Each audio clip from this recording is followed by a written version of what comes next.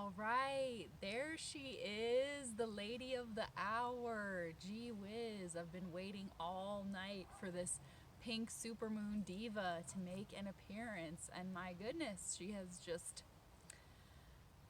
been hiding. There she goes again. She's being so ornery and mysterious tonight, just ducking behind those clouds again. I was just so looking forward to this big, robust entrance of her beautiful rosy self peeking out over the horizon, but it's 10 o'clock at night and she just gave us a little burlesque peekaboo, and now she's like, oh, that's all you get. It's really frustrating. And I wore this extremely goddessy getup for y'all, day 116, because I've been working for hours tirelessly on this poem for the moon, and I even wore like, I don't even know if you can see them, I wore like pink spanglies, pink boobles, this beautiful pink and purple and amber and pearly tassel that my mermaid friend got me, the little lotus. So I got myself all spiritually oriented, and then she was just hiding away.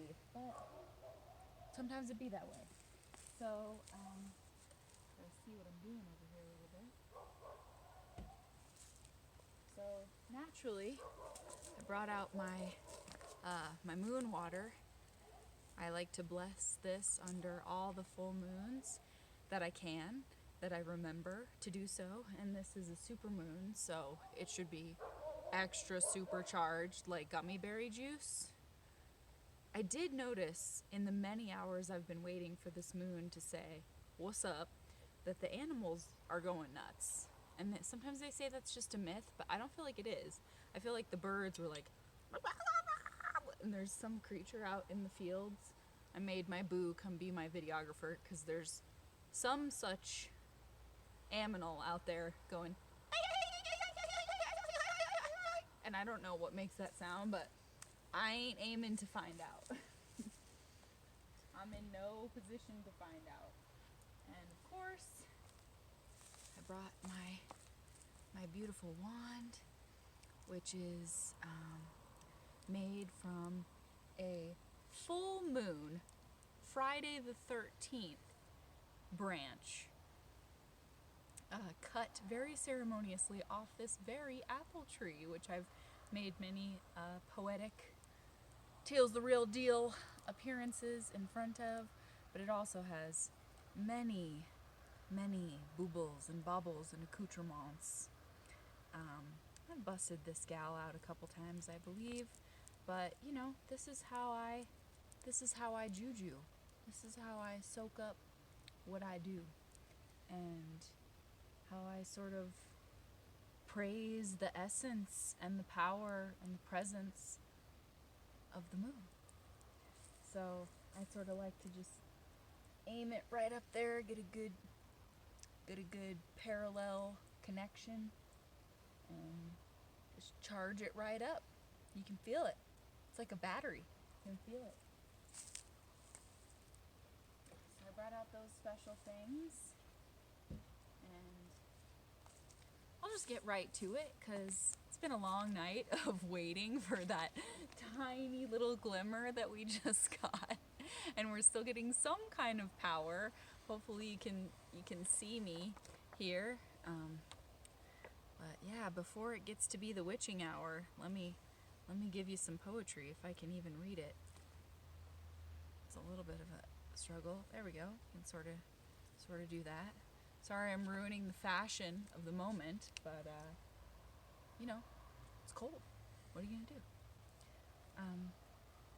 Okay, so today, oh gosh, what did I title it? Dang it, it didn't print. It's day 116. I don't know if you guys can hear that. There is a creature convention going on in the field behind me right now. I titled it,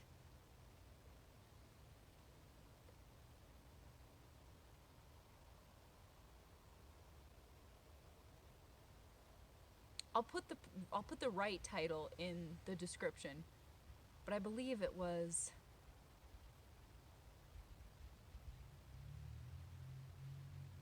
a hush falls over when you begin to blush. What a rush. It's something like that. I know hush, blush, and rush are in there, but I will put the proper title in the description. But I started tonight's poem, day 116, super moon, pink, swoony gal that she is. Now she's fully behind the curtain, but it's okay. I'm certain she can hear us. I know she's paying attention up there. So this is for you, girl. I don't know why you're being so shy tonight, but I wrote this for you. So I started it with moon pronunciation in multiple languages. So I'm probably going to butcher a few of them. I tried really hard to research them and listen to them on my little Google robot. But here we go. Day 116. Lua, Portuguese. Morna, Danish. Malm, Dutch. Kua, Finnish. Luna, French. Mont, German. Ai, Turkish. Matchang, Vietnamese. Peony pink moon, how entranced I am every time we meet. Your surface has only been walked upon by 12 sets of human feet. All men, of course, such is the forced course of history.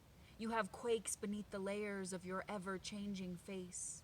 We all look up and see a different storyteller, or friend, or leader, presented way up there. I try to eavesdrop on your deep talks with the air.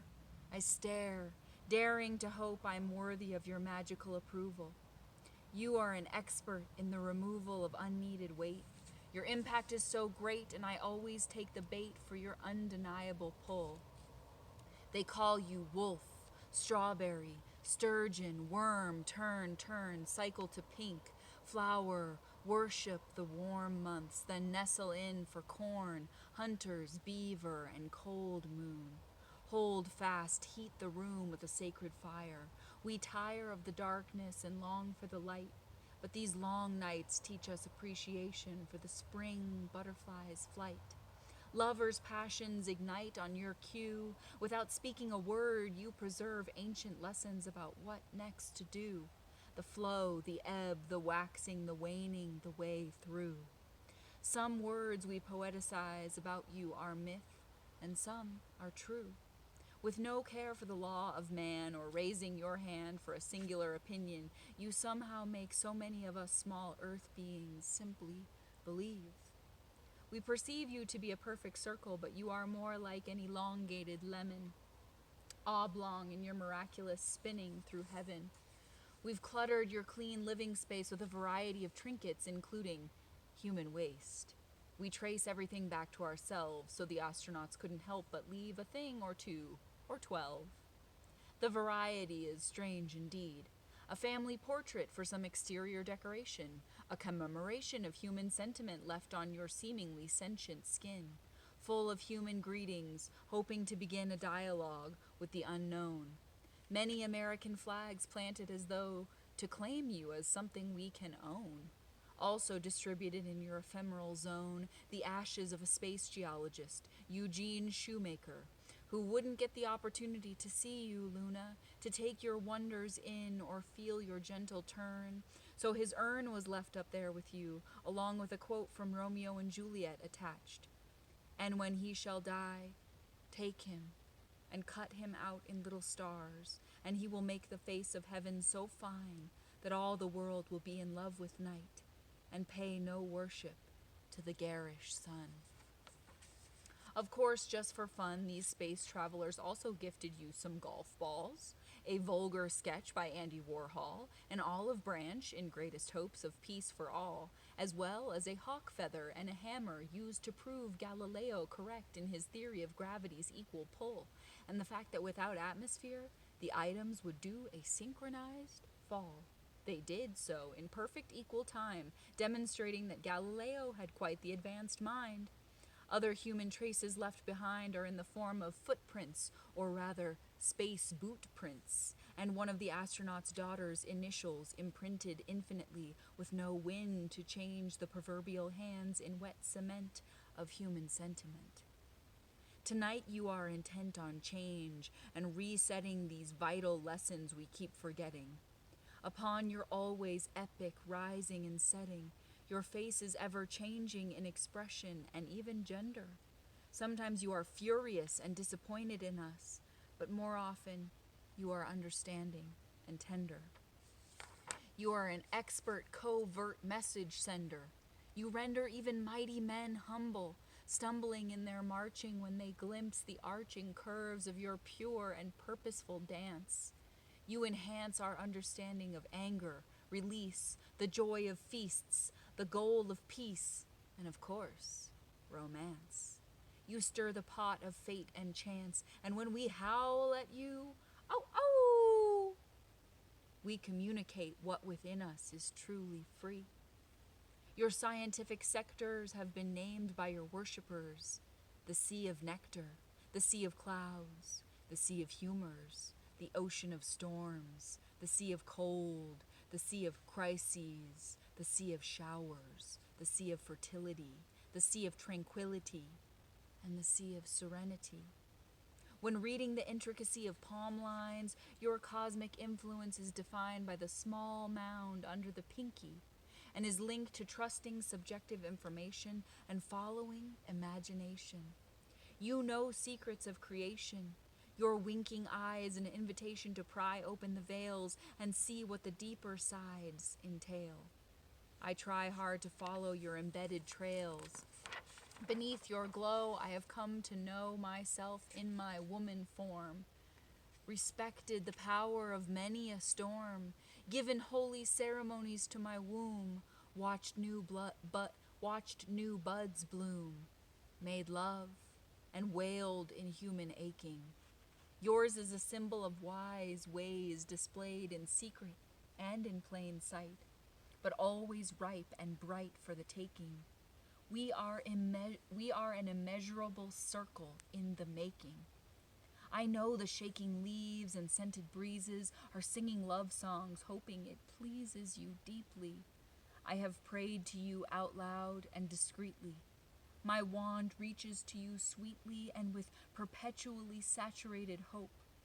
Even with the scope of pain growing, I insist on showing you that I am ready for the healing cycle. We are ready to let go of this tight pull and tug and pretend we're fine and shrug. We are ready to be worthy once again of long hugs, to lend our ears to new arias in hopes they will replace the low murmur of anger and fears. I always see my tears as an offering to you. I hope the earthly memos get through. You shift my view from the mundane to what's possible and ready to be renewed. My full moon water is a brew I've lovingly steeped for ages. I have listened to the sages who lead and guide in your honor.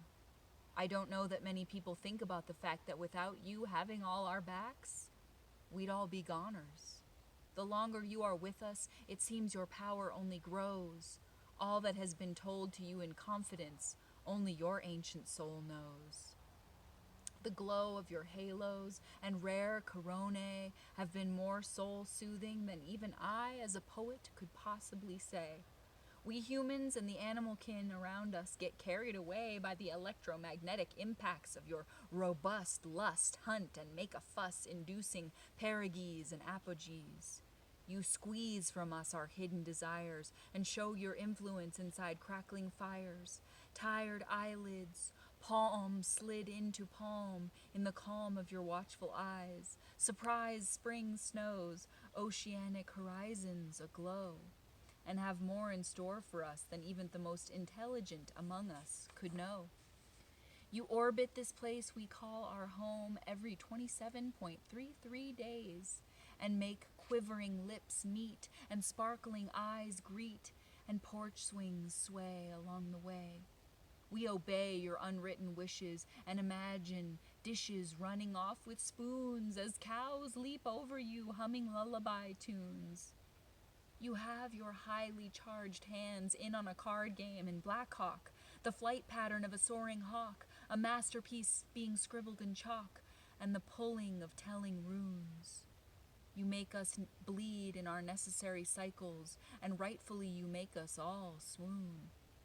Soon I hope we truly soak up what you've been pouring from your cup for us all these eons. Before your beloved creatures, or nurtured artful earthly features, or even the very sea is gone.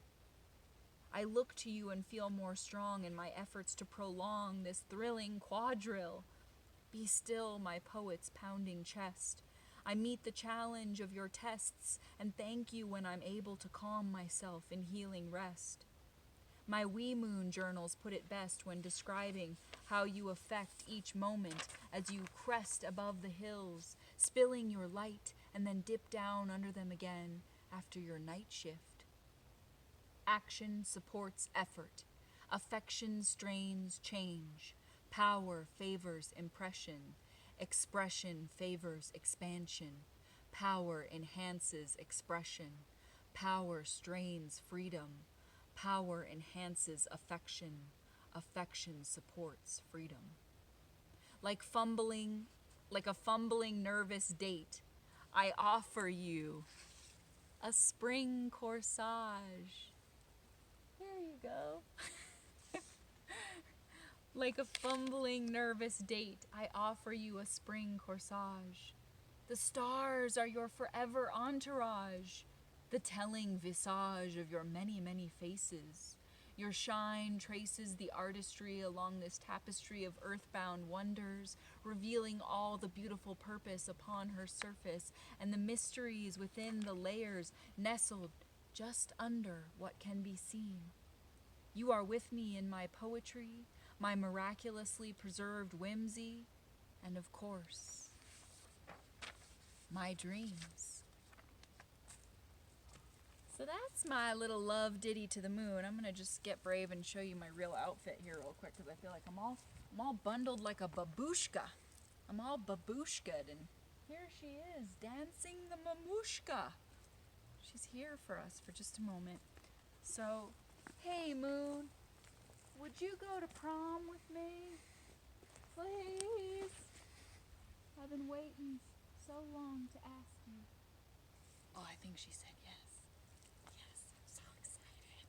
I'm gonna go to the prom with the moon. So anyway, that's some fun stuff for you. So those all those expression favors change, anger inhibits this. Those all come from my wee moon journal, and I wish I had written down who the creators of that are, but I've bought one. They used to be sold in my mom's store. I've gotten one every year since I think about 2004, and gee willikers, that was many doors back. But I really had a lot of fun researching that, all the crazy stuff that we've left on the moon. I didn't even know about that. And I think my favorite moon translation was "ay." That's a really good one. What was that again? Oh yeah, Turkish. "Ay." It's like, who knew? Not me. I didn't know. But yeah, we didn't get much of a display from her tonight. That's okay. That's all right. She'll shine bright for us again. And I'm so glad that she heard my homage and accepted my corsage. So, happy pink moon.